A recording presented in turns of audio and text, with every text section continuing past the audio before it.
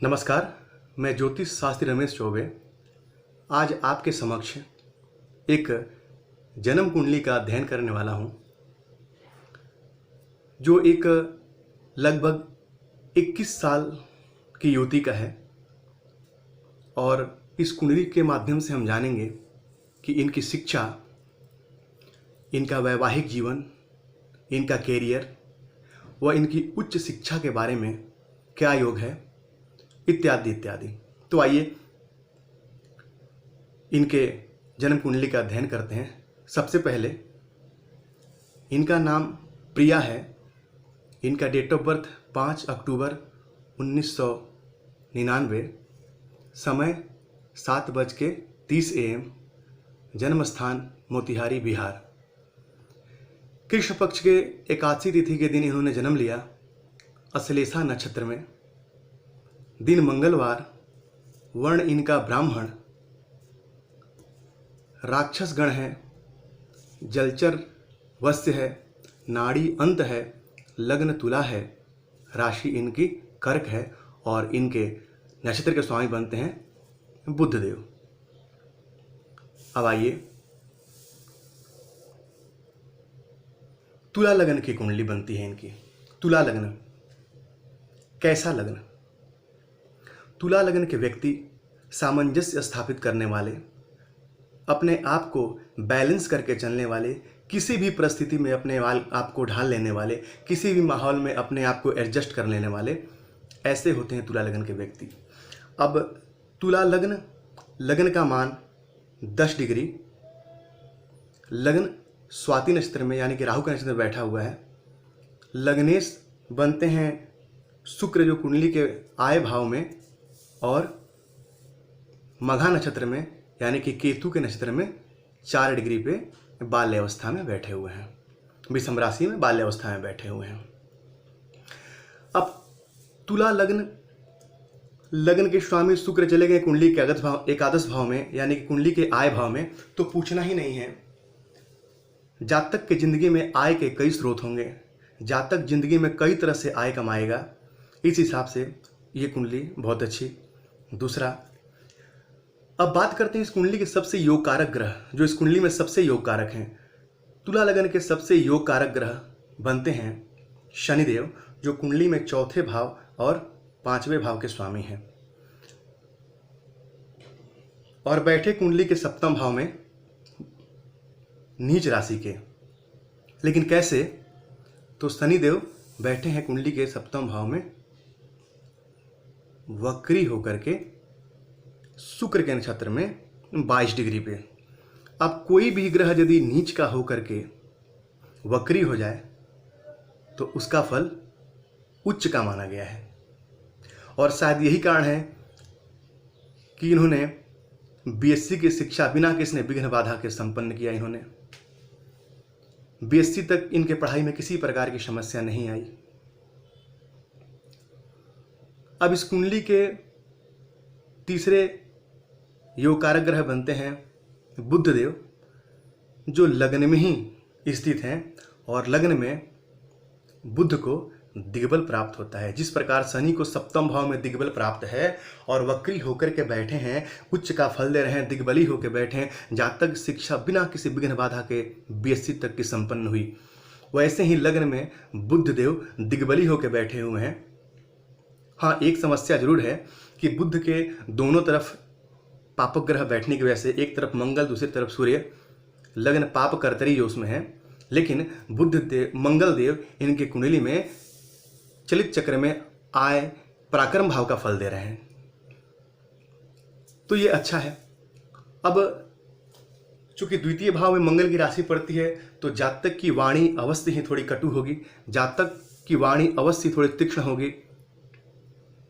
तो जातक को अपने बात करने के तरीके पे थोड़ा संयम बरतना चाहिए। वहीं इनका मुख्य सवाल यह है कि मेरी उच्च शिक्षा, मैं किस क्षेत्र में, मैं क्या लेकर के पढ़ाई करूं। इनका मन है कि ये शिक्षा के क्षेत्र में जाएं, तो यहाँ पे उच्च शिक्षा के मालिक बनते हैं बुद्ध देव। वो जाके लगन में दिग्बली होकर बैठे हुए हैं। और डिग्री वाइज यदि देखा जाए तो वो 5 डिग्री चित्रा नक्षत्र में विषम राशि में बैठे हुए हैं, यानी कि ये भी बाल्यावस्था में ही कहे जाएंगे। देखिए, एक सूत्र है कि जब भी देवगुरु बृहस्पति और बुध एक साथ बैठें या एक दूसरे पर दृष्टि डालें तो जातक निसंदेह शिक्षा के क्षेत्र में जाकर के नाम कमा सकता है। जातक अपने वाणी को बेचकर धन अर्जित कर सकता है।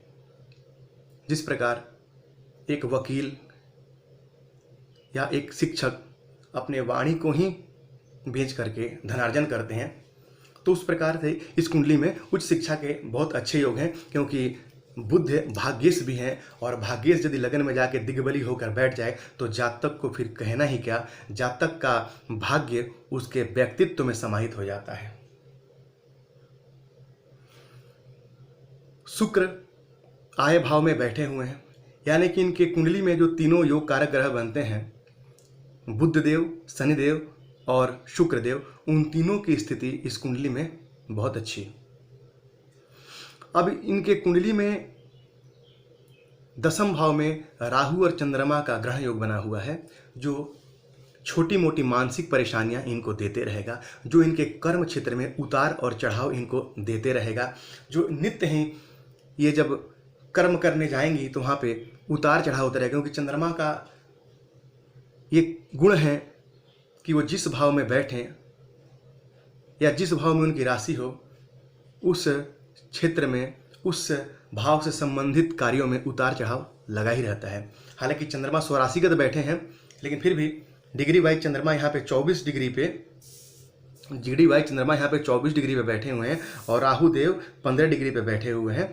तो ये निसंदेह ही ग्रहण योग तो माना जाएगा, क्योंकि डिग्री में बहुत ज़्यादा अंतर नहीं है, अतः यह ग्रहण है ही। तो इनको इस ग्रहण का उपाय करना चाहिए। आगे चल के मैं उपायों के बारे में बात करूंगा, पहले इनके सवालों को एक एक करके जवाब दे दूं।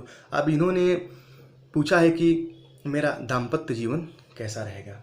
जैसा कि इस कुंडली में शनिदेव कुंडली के 7वें भाव में नीच होके, लेकिन वक्री होके, दिग्बली होके बैठे हैं, निश्चय ही विवाह में विलंब होगी, निश्चय ही विवाह इनका लेट होगा।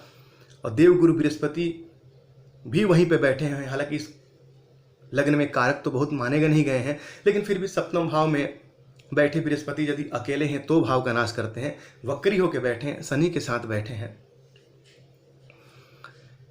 मतभेद हो सकता है, लेकिन दाम्पत्य जीवन बिल्कुल ही खराब हो जाएगा, ऐसा कहना उचित नहीं होगा। तो मतभेद होगा, लेकिन दाम्पत्य जीवन ठीक ठाक चलेगा, क्योंकि इनके कुंडली में शुक्र दिग्बल में, षड्बल में सबसे मजबूत है। अब वर्तमान समय में इनको शुक्र की ही महादशा चल रही है, जो इनको 25 जुलाई 2013 से लेकर के और 25 जुलाई 2033 तक चलेगा। अब तुला लगन की कुंडली और लग्नेश की महादशा चले तो पूछना ही क्या, जातक हर चीज़ों को बड़े आसानी से पा सकता है। लेकिन शनिदेव की 7वीं दृष्टि इनके कुंडली के लग्न पे है, इनके लग्न भाव पे है, और शनिदेव की 3री दृष्टि भाग्य भाव पे है, और शनिदेव की 4थी दृष्टि इनके सुख स्थान पे यानी 4th भाव पे है। शनिदेव का भाग्य और भाग्येश को देखना, अवश्य ही भाग्य में थोड़ा विलंब तो जरूर होगा, लेकिन शनिदेव इस कुंडली में कारक हैं, देंगे सब। जो ये चाहेंगी वो इनको मिलेगा, लेकिन जब ये चाहेंगी तब इनको नहीं मिलेगा। हर चीज़ के लिए इनको थोड़ा परिश्रम करना पड़ेगा, थोड़ा मेहनत करना पड़ेगा, क्योंकि शनिदेव जब भी लगन को देखें तो मंदगामी ग्रह हैं। हर कार्य में विलंब लाना स्वाभाविक है। 2 दिन के काम 10 दिन में हो तो इसमें आश्चर्य करने वाली कोई बात नहीं है, लेकिन देंगे सब कुछ। जो ये चाहेंगी वही होगा, लेकिन ये जब चाहती हैं तब नहीं होगा। तो शनिदेव इस कुंडली में कारक हैं, सब कुछ इनको जीवन में मिलेगा। अब 4थे भाव के केतु देव अवश्य ही थोड़ी बहुत पारिवारिक समस्या देंगे। परिवार में इनके वजह से थोड़ा कलह और कलिश का वातावरण रहेगा,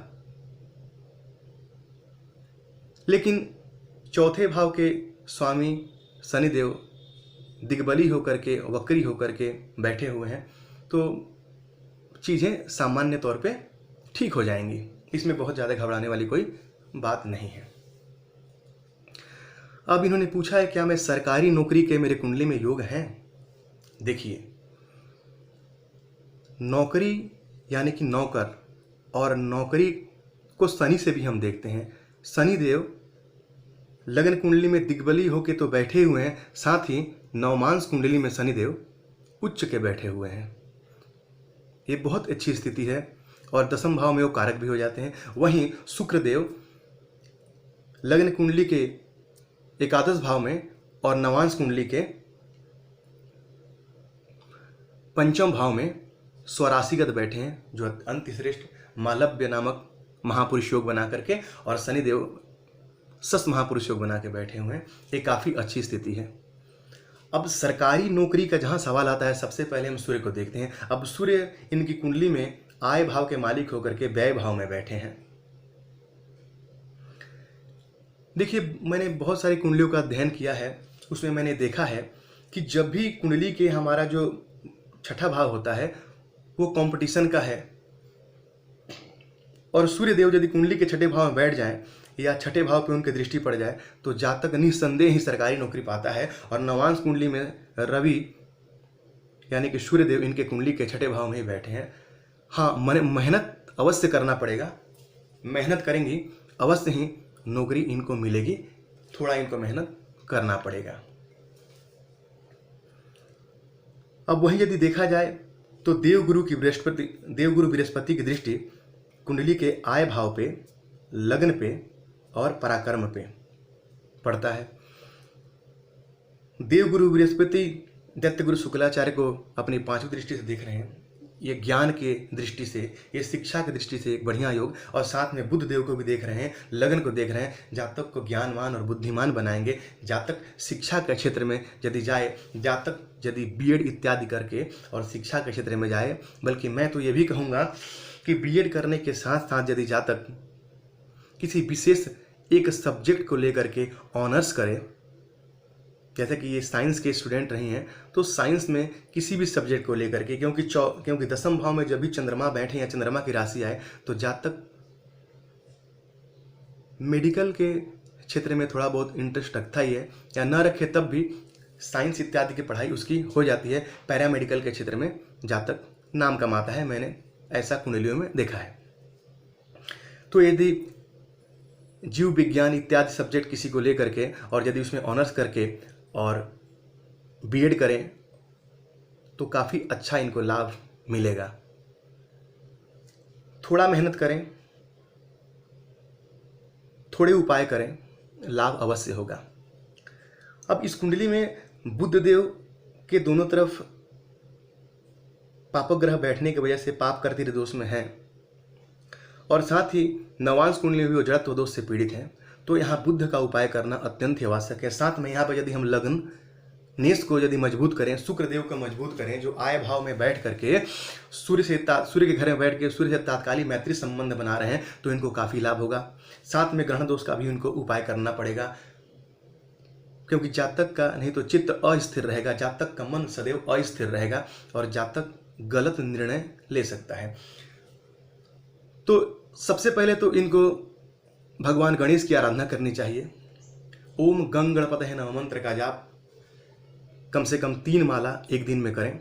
साथ ही गणेश भगवान को दुर्वा चढ़ाएं। बुधवार के दिन गणेश भगवान की विशेष पूजा उपासना करें, जिससे इनका भाग्य मजबूत होगा।